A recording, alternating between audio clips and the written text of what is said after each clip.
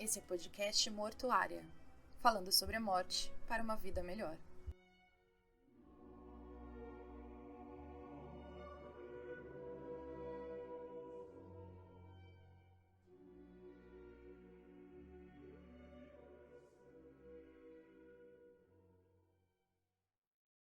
Podemos já contextualizar, então, a história do bairro, por que Com toda Liberdade e certeza, tudo com toda mais. certeza. E você conhece a história, né? Agora tão bem ou melhor do que eu, porque você tem estudado muito, né? Então, se você também quiser complementar, com certeza será muito bem-vinda. Mas aconteceu por volta lá dos anos 1800, 1810, 1820, principalmente na década de 1820, uma revolta chamada Revolta Nativista. Os soldados, né, os cabos, os praças, eles tinham muitos problemas com a instituição exército. Sim, a coroa recolhia o soldo, né, recolhia ali os impostos e tudo mais. E esses caras já estavam ali muito tempo sem receber, ali por volta de 5 anos. E imagina você trabalhar e ficar sem receber durante 5 anos. Isso é desumano. E um grupo de soldados, mais ou menos 6 soldados, ali por volta de 6 soldados se reuniram e foram protestar, basicamente. E a gente sabe muito bem que protesto contra a coroa acaba em morte. Sim. Né? Sim. Mas assim, dos 6, eu não tô querendo amenizar, mas 2 pessoas foram condenadas. Sim. E aí quando eu falo não tô querendo amenizar, é porque a gente sabe muito bem que quando tem uma revolta no Brasil, morre todo mundo. Eles passavam todo mundo, basicamente. Sim. E aí 2 pessoas foram condenadas à morte. Essa revolta ela foi basicamente chefiada pelo Chaguinhas e pelo Cotindiba. E os 2 foram ali pegos como os principais e foram condenados à morte. O primeiro foi o Cotindiba. E ele foi enforcado com um laço de couro e morreu. Sim. Depois foi o Chaguinhas. E o Chaguinhas foi enforcado com o mesmo laço que o primeiro. E ele foi lá, aconteceu e rompeu. E nessa que rompe, as pessoas naquela época, extremamente religiosas, já começaram a imaginar que Deus não quer que ele morra, né? E aí já começou a gritar que era milagre, mas é claro, né, que os carrascos, não vamos. Sim. E passaram outro laço agora ali um pouco mais resistente e, pasmem, rompeu de novo. As pessoas já começaram a gritar liberdade, liberdade, liberdade, que daí vem o nome do bairro, Liberdade. Sim. E levaram a questão para o governo aqui na época. E aí foi debatido se libertava ou não, e é óbvio que não iam libertar, porque ele era o líder do movimento e tudo mais. E aí tem várias versões, né, para o que aconteceu depois. A versão que é mais contada é que ele passou de novo o laço e rompeu, e ele foi morto depois a pauladas e esquartejado, e o corpo dele foi espalhado e a cabeça dele foi colocada, enterrada aqui no cemitério dos Aflitos. Sim. Mas eu já vi histórias de que ele morreu no terceiro. Eu já vi histórias de que depois que o laço foi rompido da terceira vez, jogaram ele num buraco e ele morreu lá. Mas a que a gente mais escuta é essa primeira, de que ele rompeu da terceira vez e depois ele foi esquartejado e o corpo dele foi espalhado pelo bairro. Não importa qual é a história, né? O que importa realmente é que é uma história muito triste. Sim. Mais uma pessoa lutando pelos seus direitos. Imagina, 5 anos sem receber. Esse cara não podia. Não podia. Infelizmente, a história do povo brasileiro passa aí por diversas atrocidades como essa. Né? Você lutar pelos seus direitos e você morrer na forca. Sim. E o nome do bairro vem daí, né? Liberdade. E o Chaguinhas, ele virou uma figura, né? de esperança. Ele virou algo... e hoje, se você vai na Capela dos Aflitos, tem alguns rituais que as pessoas fazem lá. Um deles, por exemplo, é você anotar um pedido, colocar numa porta de madeira que tem lá, e você bater 3 vezes, e essas 3 vezes simboliza as 3 vezes que ele foi enforcado. Uhum. E eu não sei o que a pessoa vai pedir, mas você está chamando a atenção do Chaguinhas nesse sentido. E a história dele ela tem sido relembrada e passada durante todo esse tempo, né? É interessante notar também algumas curiosidades em relação à própria capela, que lá na capela eles têm, né, além da porta e dos pedidos e tal, placas de agradecimento, né, que são os ex-votos, é o nome das placas que você coloca para agradecimento, né? E tem também cópias dos documentos oficiais da época declarando a morte ali do Chaguinhas. Então, para provar que essa história ela aconteceu mesmo, independente do desfecho dela, né? De fato, isso tudo aconteceu, isso passou aqui. Então, tem cópias dos documentos oficiais lá na capela. E, inclusive, esse culto ao Chaguinhas, né, começa um pouco depois da morte dele, no qual, né, vários fiéis, várias pessoas ali que admiraram, que vivenciaram a história, passaram a ir pedir ali por intercessão do Chaguinhas, né, por milagres, porque tem muito essa questão, né, na cultura religiosa brasileira de você pedir para os que já não estão mais no nosso plano, né, para os mortos, sim, que ajudem os problemas dos vivos, né.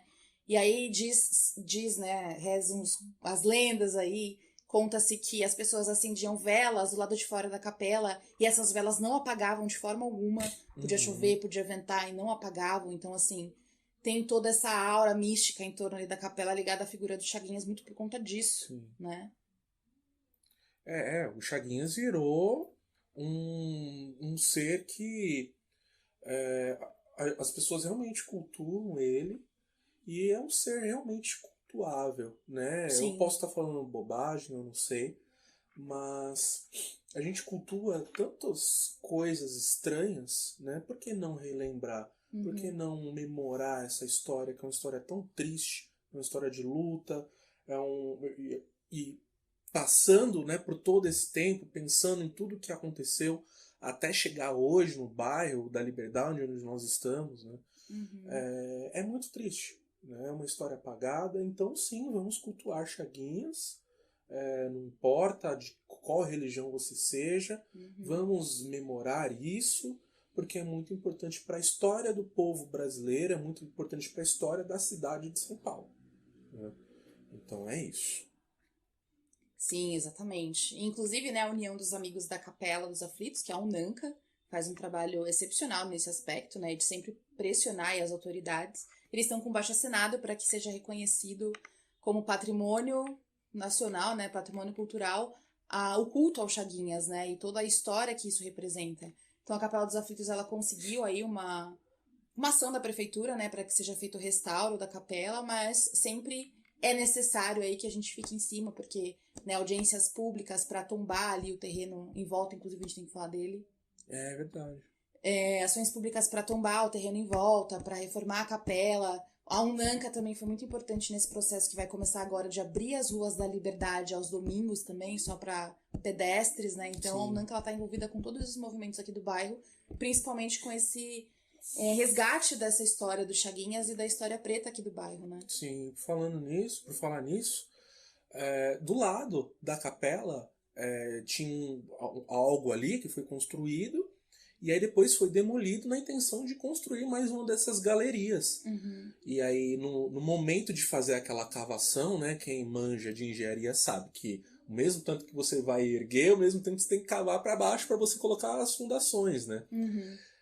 Fizeram um buraco e já acharam logo de cara 8, se não me engano, 9 ossadas, né? E aí já pararam, embargaram a obra. Quando fizeram a cavação, né, a fundura lá para colocar as ferragens, encontraram ali 8, 9 ossadas lá dentro. Eu sinto muito a pessoa que ia construir lá, mas não vai mais, porque ali, naquela lateral ali da Capela dos Aflitos, vai, se tudo der certo, se Chaguinhas quiser, vai ser construído um memorial. Isso, e sítio arqueológico e também. um sítio arqueológico. Isso é lindo, maravilhoso. Como é que é o nome? Os lustres, aquela iluminação específica que tem aqui no bairro da Liberdade. Sim, as lamparinas. As lamparinas, né? Aquele poste vermelho com aquela luz japonesa, asiática, tem não um nome sei. específico, mas Que eu também não sei. Mas ele vai ser retirado da rua. E isso é muito bom. Gente, a questão é... A gente não é contra o movimento imigratório japonês. Não tem nada a ver com isso. Tá? Importante a gente focar nisso sempre, sim, né? Pra não... Sim. Exato. Inclusive, quando eu vou fazer esse tour, eu e a Carol, quando vamos fazer esse tour aqui com os nossos alunos, a gente sempre foca. A ideia é não trabalhar com xenofobia aqui, gente. Exato. Né? Eles não têm culpa de nada. Eles foram colocados aqui e o tempo foi passando, e eles foram se estruturando no bairro e tá tudo bem. A questão é que o Brasil ele foi construído, mais uma vez, e estruturado como um país racista. Exato. E houve aqui muito tempo um movimento de eugenia, né? De embranquecimento da raça brasileira. Exato. Quando a Lei Áurea é assinada lá, em 1888, a princesa Isabel ela já sabia, né, que a partir do momento que ela assinasse aquela Lei Áurea, ela ia cair. Porque os fazendeiros e os grandes detentores de capital na época falou, acabou com a escravidão, você vai cair, a gente vai instituir uma república e a gente vai fazer o que quiser com esse lugar. Né? Sim. Então, ela assina totalmente a contragosto, né?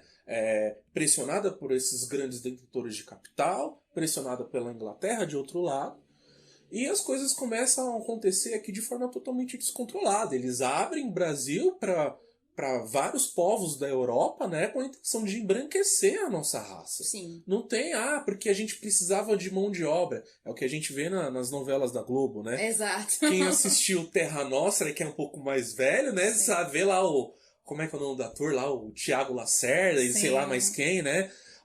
Pobre, né, que vem aqui pro Brasil para trabalhar nas grandes fazendas de café, na lavoura. Gente, me poupe, né? O tanto de mão de obra que era antes escravizada e foi liberta, entre muitas aspas, e ficou sem nada, né? Foram literalmente jogados às traças. Exato. Né?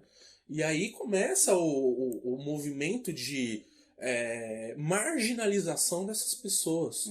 Essas pessoas que estavam concentradas aqui no centro da cidade, elas começam a ser empurradas para as bordas, né? Sim. E aí começa a surgir os extremos, extremo leste, extremo sul, e o tempo começa a passar e o número, né? Eu não tenho um número aqui comigo aqui agora, mas era cerca de 80, 90% da população brasileira era negra ou parda, né? Sim. E esse número baixa drasticamente. Essas pessoas, elas não têm direito à moradia, não existem políticas públicas para elas. Então ela não tem direito à moradia, a educação é negada, tudo é negado para essa pessoa. Ela não pode votar. Sim. Se ela não pode votar, como é que ela vai eleger alguém para defender os interesses dela? Não era nem alfabetizada, né? Muitas das vezes. Exatamente. Pensando que a votação era atrelada à alfabetização, então, nesse caso...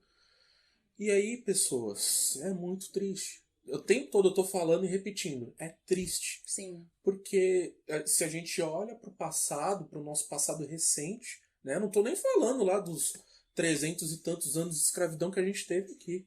Tô falando já do período Brasil-República. Né? Então, é uma história assim, muito, muito triste. É uma história de muita luta. E que eu adoraria, né? O meu sonho é que essas histórias fossem contadas no ensino regular, né? No ensino médio, no ensino fundamental. Sim. Meu sonho é que os nossos jovens que estão em formação tivessem acesso aí a figuras como José do Patrocínio, André Rebouças, Luiz Gama, né? Ninguém nem sabe quem são essas pessoas, ninguém nem sabe pelo que elas lutavam. Exato. Ninguém sabe quem foi Francisco José das Chaguinhas. Exato. E a gente tem que lidar hoje com políticos aí batizando o bairro Liberdade como Japão Liberdade. Nada contra o Japão, nada contra o movimento que aqui existe. Sim, Inclusive, é sim. muito legal e a gente curte, participa, né, enquanto Uhum. frequentadores aqui do bairro.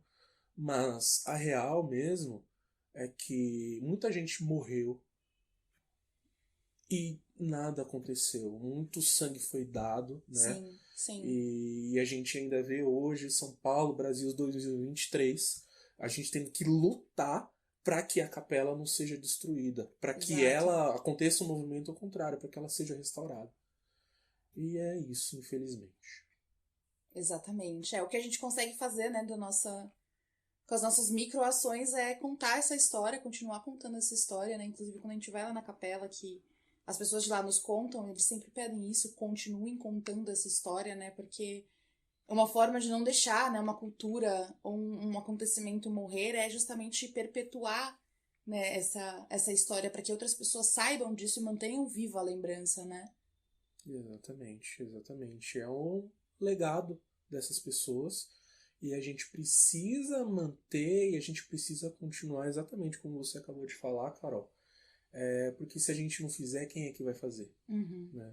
Sim, tem vários movimentos, o tempo é propício para isso. Talvez a gente não morra lutando, Uhum. talvez, mas não dá para garantir. A ideia a real mesmo é que a gente precisa prestar muita atenção em quem a gente está colocando no poder. Porque essas Sim, pessoas têm poder de decisão sobre a exato. nossa vida, sobre a nossa história e sobre a história daqueles que vieram antes. Exatamente. Então, nesse sentido, eu penso que, toda orientação é válida em Uhum. momento de eleição. Com toda certeza. E que a gente pense, daqui a pouco vai ter eleição para a prefeitura, né? Uhum. E o prefeito tem muito poder de decisão nas nossas vidas. A gente não para problematizar essas questões, mas a gente precisa, de fato, escolher e escolher melhor.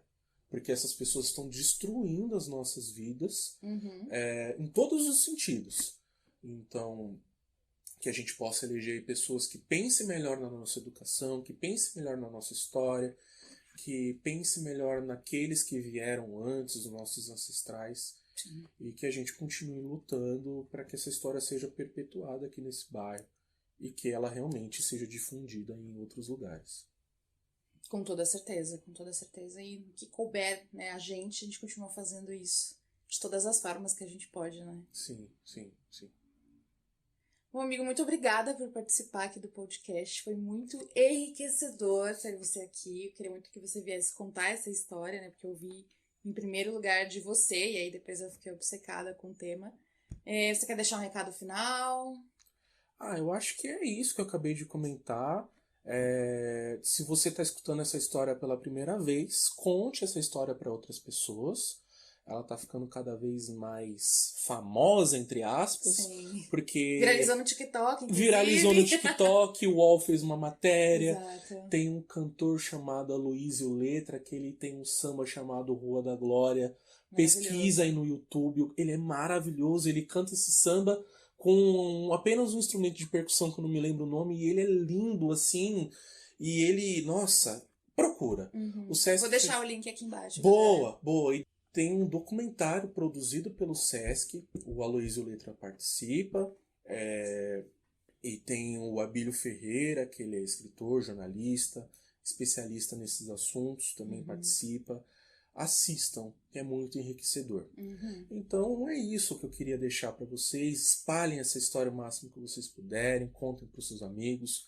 Venham visitar o bairro da Liberdade, né? Exato. É um bairro que, apesar dos apesares, né? Hoje está um pouco perigoso, mas é um bairro extremamente divertido, tem uma culinária muito boa, tem Uhum. vários karaokês por aqui, que é muito Exato. legal, né? Então venha curtir o bairro, coma bem, conheça essas histórias. É isso que eu Exato. tenho a dizer. Exatamente, gente.